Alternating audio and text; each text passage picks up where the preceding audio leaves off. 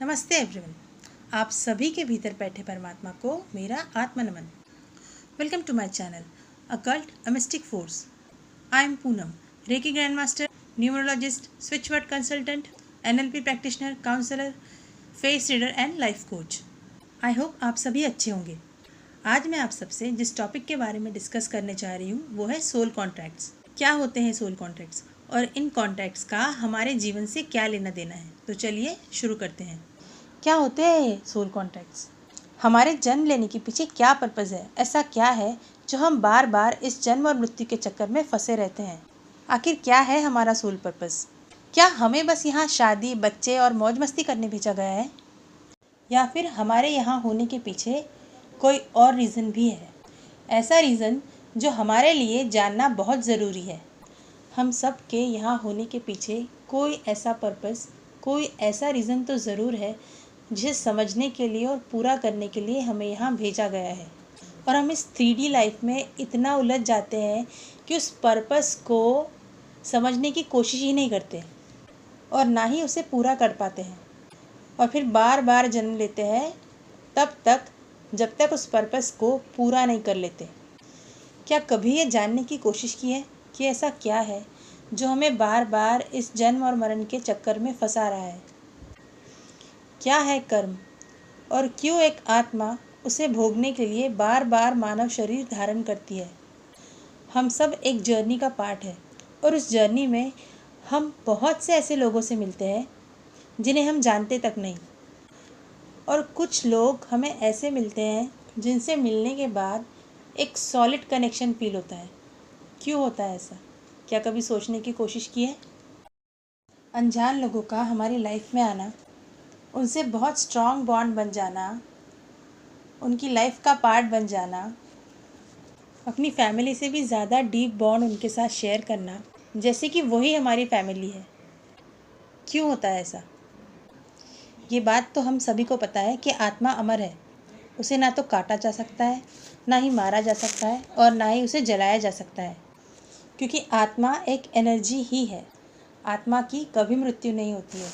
मृत्यु होती है उस देह की जिस देह को आत्मा धारण करती है। हमारे मन में बहुत सी ऐसी इच्छाएं होती हैं जो हम इस जन्म में पूरी नहीं कर पाते। हमारे बहुत से ऐसे कर्म, अच्छे और बुरे दोनों भी, जिनका भोग भोगना बाकी रह गया है। उन सभी अतृप्त इच्छाओं को पूरा करने के लिए और हमारे द्वारा किए गए उन सभी कर्मों का भोग भोगने के लिए आत्मा पुनः एक नया शरीर धारण करती है। पर उस आत्मा के नए शरीर धारण करने से पहले उस आत्मा द्वारा कुछ तय किया जाता है, क्योंकि उस आत्मा का उसकी पास्ट लाइफ में पर्पस पूरा नहीं हो पाया। इसीलिए उसे फिर से भेजा जाता है अपनी लर्निंग्स लेने के लिए और अपनी इस जर्नी को आगे बढ़ाने के लिए। आत्मा खुद ये सब तय करती है कि वो इस जन्म में किन से मिलेगी, कैसे मिलेगी, और अपने भोगों को किस तरह भोगेगी, और अपनी लर्निंग्स को किस तरह पूरा करेगी। बस यही है सोल कॉन्ट्रैक्ट। हम सब अपने सोल कॉन्ट्रैक्ट में ये सारी चीज़ें डिसाइड करके आए हैं कि हम अपने उन कर्मों को किस तरह भोगेंगे। क्या लर्निंग्स है जो हमें वापस इस जन्म में आकर सीखनी है। हमारे पेरेंट्स, हमारे बच्चे, हमारे सिबलिंग्स, और यहाँ तक कि वो सभी लोग जो हमारी लाइफ में हमसे मिलेंगे या मिलते हैं, उन सभी लोगों के साथ अपने किए हुए अच्छे और बुरे कर्मों को बैलेंस करने का, उन कर्मों को क्लियर करने का प्रॉमिस हम खुद उस सोल कॉन्ट्रैक्ट में लिखवा कर आए हैं। इस लाइफ में हमें अपने कर्मों को किस तरह क्लियर करना है, अपनी लर्निंग्स कैसे सीखनी है, कितने धोखे मिलेंगे, कितने स्ट्रगल्स आएंगे, कितनी चीटिंग होगी, कितना हमको हार्ड वर्क करना पड़ेगा अपनी लाइफ में, ये सारी चीज़ें हम खुद तय करके आए हैं। यहाँ तक कि आप अपना name, date of birth, time, day, place, city, ये सब कुछ भी आप खुद ही डिसाइड करके आए हैं, क्योंकि ये सारे न्यूमेरिक्स, ये सारी चीज़ें हमारे प्लैनेट्स से कनेक्टेड है, क्योंकि ये सारे नंबर्स हमारी पर्सनैलिटी और हमारे कैरेक्टर को डिफ़ाइन करते हैं। इसीलिए ये सारी चीज़ें आपस में एक दूसरे से जुड़ी हुई है। हमारे पेरेंट्स अच्छे होंगे या नहीं, हमारे बच्चों से हमारे रिलेशनशिप कैसे होंगे, हमारा हस्बैंड कार्मिक होगा या सोलमेट होगा, उससे हमारा रिलेशन कैसा होगा, हमारी फैमिली से हमारे रिलेशनशिप कैसे होंगे, हमारे भाई बहनों से हमारे रिलेशनशिप कैसे होंगे, और हमारी कितनी बैंड बजेगी ये हम खुद ही लिखवा कर आए हैं उस सोल कॉन्ट्रैक्ट में। और फिर हमारे जन्म के समय हमारे प्लैनेट्स की प्लेसमेंट भी उसी सोल कॉन्ट्रैक्ट के अकॉर्डिंग तय होती है। इसीलिए कुंडली देखने से पहले अपने कर्मों को देखना चाहिए। आप अपनी इस लाइफ में जिस भी चीज़ को लेकर जिस भी एरिया में स्ट्रगल कर रहे हैं, इतना समझ लीजिए कि आपने अपने पास्ट लाइफ में उस चीज़ को लेकर कोई मेजर गलती की है, तभी आपको वो चीज़ इस लाइफ में लर्निंग देने के लिए आई है। आपके पास्ट लाइफ के कर्मों के अकॉर्डिंग ही आपकी कुंडली बनती है, आपके ग्रहों की प्लेसमेंट होती है।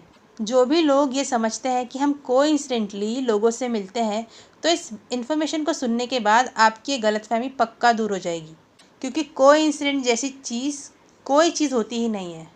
अकारण कुछ नहीं होता, हर चीज़ के होने के पीछे कोई ना कोई रीज़न तो ज़रूर होता है, क्योंकि सब कुछ पहले से ही डिसाइडेड है। हमारा जन्म, हमारी मृत्यु और हम अपनी लाइफ के किस मोड पर किस इंसान से कब और कैसे मिलेंगे, और वो इंसान हमें लेसन सिखाएगा या हमारी इस जर्नी में हमारी हेल्प करने आएगा, ये सब डिसाइडेड है। हमारी लाइफ में वही लोग आते हैं जिनसे या तो हमें कुछ सीखना है, कुछ लर्निंग्स लेनी है, या तो जिनको हमें कुछ सिखाना है, और जिनके साथ हमारे कर्म क्लियर नहीं हुए हैं, वही लोग हमें हमारे इस जीवन में हमारे साथ जुड़ते हैं। हर वो इंसान जो हमारे साथ जुड़ता है, चाहे वो एक पल के लिए ही हमें क्यों ना मिला हो, उस इंसान के साथ भी हमारा कर्म जुड़ा होता है।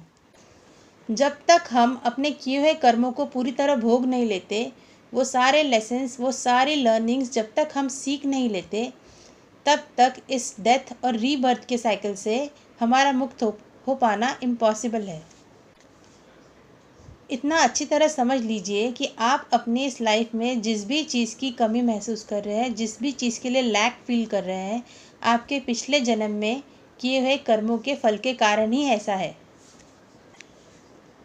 आपके पिछले जन्म में आपके पास वो चीज़ अबंडेंस में थी, पर आपने उस चीज़ की वैल्यू बिल्कुल भी नहीं की, तो इस जन्म में वही चीज़ आपको लर्निंग्स देने आएगी और आपकी लाइफ में उस चीज़ की सबसे ज़्यादा कमी होगी।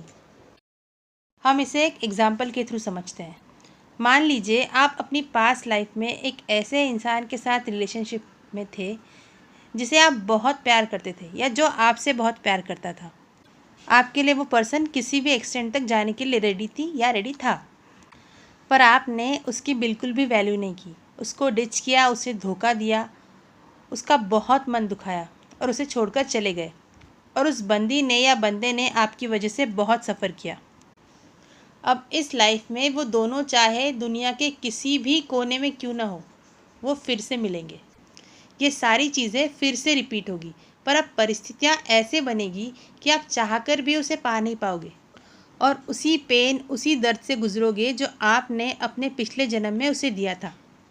आपको हमेशा अपनी लाइफ में प्यार की कमी महसूस होगी, और इस लाइफ टाइम में आपके लिए ये लर्निंग होगी, सबसे बड़ी लर्निंग।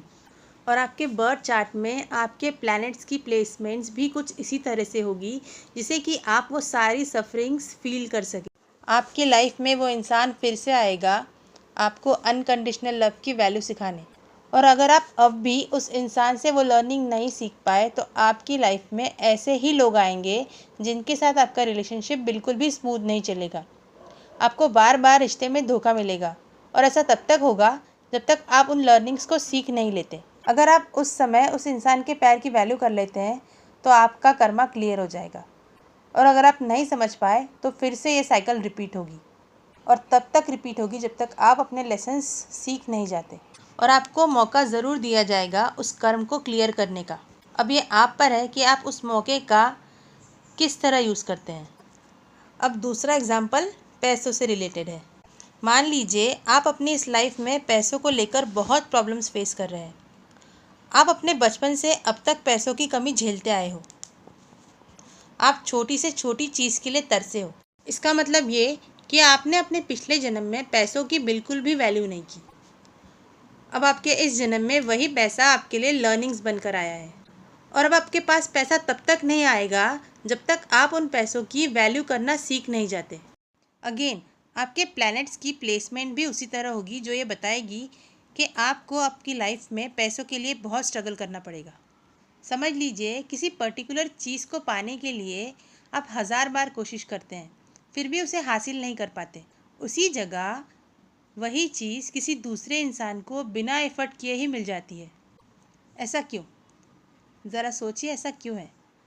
और फिर हम ऐसे सोचते हैं, यार मैंने इतने बार मेहनत की फिर भी मुझे वो चीज़ नहीं मिली जो इसे बिना मेहनत के ही मिल गई। और अगर यही पैटर्न बार बार रिपीट होने लगे तो तब हम अपनी किस्मत को कोसते हैं, भगवान को भला बुरा कहते हैं, हम ब्लेमिंग एनर्जी में चले जाते हैं, कभी सिचुएशंस को, कभी अपनी फैमिली को, कभी खुद को, तो कभी अपने आसपास के लोगों को ब्लेम करने लगते हैं। हमें ऐसा लगने लगता है कि हमसे ज़्यादा बुरी किस्मत किसी की हो ही नहीं सकती। हमें ये लगता है कि दुनिया में सबसे ज़्यादा बुरा हमारे साथ ही हो रहा है। याद रखिए, ये जो भी हमारे साथ हो रहा है वो सब कुछ हमारे किए हुए कर्मों का ही फल है, और हमें ये इसी तरह भोगना है। ये भी हम खुद ही लिखवा कर लाए हैं। अपनी लाइफ में होने वाली हर एक घटना के लिए हम खुद जिम्मेदार हैं। इसमें किसी का भी कोई दोष नहीं है, ना परिस्थितियों का, ना परिवार का, ना ही किसी और का। हमारे जीवन में जो भी हो रहा है उसके जिम्मेदार हम खुद हैं। अपने किए हुए हर कर्म और उस कर्म से मिलने वाले अच्छे बुरे सभी परिणामों के लिए जिम्मेदार हम खुद हैं। तो दूसरों को ब्लेम करना बंद कीजिए और अपने हर एक्शंस की रिस्पॉन्सिबिलिटी लेना शुरू कीजिए। अपनी गलतियों को एक्सेप्ट करना, अपने एक्शंस की रिस्पॉन्सिबिलिटी लेना, अपनी गलतियों को रिपीट ना करना, अपनी लर्निंग्स, अपने लेसन सीखना और फॉरगिव करना। इस जर्नी में आगे बढ़ने के लिए ये सारी चीज़ें बहुत ज़रूरी हैं। हमारी कुंडली हमारा भाग्य डिसाइड नहीं करती, हमारे किए हुए अच्छे बुरे कर्म ही हमारा भाग्य डिसाइड करते हैं। तो आप जिस भी एरिया में स्ट्रगल फील कर रहे हैं, उन स्ट्रगल के पीछे का रीज़न जानने की कोशिश कीजिए और उन गलतियों को सुधार दीजिए। अब जो एग्ज़ाम्पल मैं आप सबको देने जा रही हूँ वो मेरे लिए मेरी लाइफ की सबसे बड़ी लर्निंग है, जिसे मैं अब समझ पाई हूँ। अगर आपने अपने पिछले जन्म में अपनी माँ की रिस्पेक्ट नहीं की, उनकी वैल्यू नहीं की, उनको हर्ट किया, तो इस जन्म में आपकी माँ से आपके रिलेशन बिल्कुल भी अच्छे नहीं होंगे। आपको लगेगा कि आपकी माँ ही आपकी सबसे बड़ी दुश्मन है। हो सकता है कि आपकी मदर की रिलेशन आपके भाई बहनों के साथ अच्छे हो, पर आपकी उनके साथ बिल्कुल भी नहीं बनती हो। उनका बिहेवियर आपके लिए बहुत कार्मिक होगा और ये बात आपको बहुत तकलीफ़ देगी। ऐसा इसीलिए क्योंकि गलती आपने की है, तो उसके रिजल्ट्स भी आपको ही झेलने पड़ेंगे। ये भी हो सकता है कि किसी कारण से आपको अपनी मदर से दूर होना पड़े और आपको अपनी मम्मी का प्यार ही ना मिले। ये एक्सपीरियंस तो मेरा अपना भी है। मैंने उस कमी को बहुत ही स्ट्रांगली फील किया है, और ये जो भी मेरे साथ हो रहा है, ये जो भी पैटर्न है, ये मैं अब जाकर समझ पाई हूँ। अब जब मैंने अपने बर्थ चार्ट को एनालाइज़ किया, तब जाकर मुझे ये बात समझ में आई कि ये सब मेरी पास्ट लाइफ की मिस्टेक्स के कारण ही हुआ है। और मेरे बर्थ चार्ट में मेरे प्लैनेट्स की प्लेसमेंट से भी ये चीज़ क्लियर हो गई। हमारे बर्थ चार्ट में 12 हाउसेस होते हैं और सारे हाउसेस एक पर्टिकुलर एरिया ऑफ लाइफ को रिप्रेजेंट करते हैं। और हमारे बर्थ चार्ट का 4th हाउस रिप्रेजेंट करता है हमारी मदर को, हमारे सुखों को, हमारी खुशियों को। 9 ग्रहों में जिस तरह सन रिप्रेजेंट करता है आपके फादर को, उसी तरह मून रिप्रेजेंट करता है आपकी मदर को। और अगर 4th हाउस में मून के साथ राहु बैठ जाए तो वो ग्रहण योग का निर्माण करता है। और क्योंकि राहु एक मेलिफिक प्लैनेट है, तो राहु आपको 4th हाउस के बिल्कुल भी अच्छे रिजल्ट नहीं देगा। और मेरे 4th हाउस में इस चंद्र और राहु की कंजंक्शन की वजह से मुझे मेरी मम्मी से दूर होना पड़ा। इन सारी चीज़ों की समझ अब जाकर हुई है, ये सारी रियलाइजेशन अब समझ में आई है। पर जब तक मैंने ये सारी चीज़ें नहीं समझी थी, मैंने अपनी लाइफ में जो भी स्ट्रगल्स देखे हैं, उन सभी सफरिंग्स के लिए कहीं ना कहीं मैंने अपनी मदर को रिस्पॉन्सिबल ठहराया है। मुझे हमेशा यही लगता था कि अगर वो मेरे साथ होती तो मुझे शायद इतने स्ट्रगल्स नहीं देखने पड़ते अपनी लाइफ में। जब फादर से डिफरेंसेस आए तो उन्हें ब्लेम किया कि उन्होंने मुझे नहीं समझा, उन्होंने मेरे साथ बुरा किया, मुझसे भेदभाव किया। But I was totally wrong. मैंने अपनी लाइफ के बहुत साल इस ब्लेमिंग एनर्जी में वेस्ट किए हैं, पर अब जाकर ये बात समझ में आई है कि मेरी लाइफ की सारी सफरिंग्स के लिए मैं खुद ही जिम्मेदार थी। मैंने मेरे पास लाइफ में अपने पेरेंट्स के साथ कुछ तो बहुत बुरा किया था कि इस लाइफ में मेरे पेरेंट्स मेरे लिए सबसे बड़ी लर्निंग बने। मैं अपनी किस्मत को कोसती थी कि बचपन से लेकर अब तक मेरी लाइफ में इतने स्ट्रगल्स क्यों हैं। मुझे लगता था कि क्यों मेरे लिए लाइफ इतनी टफ़ है। मुझे लगता था कि क्यों मेरी लाइफ बाकी बच्चों जैसी नहीं है। इस क्यों के क्वेश्चन ने मुझे बहुत परेशान किया है और अब इतने साल बाद मुझे इस क्यों का आंसर मिला है फाइनली। ये सारे रिश्ते जो हमें मिले हैं ना, वो हमें मिले ही इसीलिए हैं कि वो हमें कुछ सिखा पाए, वो हमें लर्निंग्स देकर हमारे कर्मों से मुक्त करवाने आए हैं। तो हमें उन सब के लिए उनका थैंकफुल होना चाहिए। ये जर्नी ही ऐसी है, या तो लोग आपको सिखाएंगे या आप लोगों को सिखाकर अपनी इस जर्नी को कंप्लीट करेंगे। तो आपके ग्रह आपका भाग्य डिसाइड नहीं करते, आपके कर्म डिसाइड करते हैं कि आपके ग्रह कहाँ बैठेंगे और आपका भाग्य कैसा होगा। आपके कर्म आपके ग्रहों की दशा और दिशा दोनों बदल सकते हैं। याद रखिएगा इस बात को। हर उस रिश्ते की वैल्यू कीजिए जो आपको इस जीवन में मिला है। बहुत लोगों का बचपन स्ट्रगल से भरा होता है।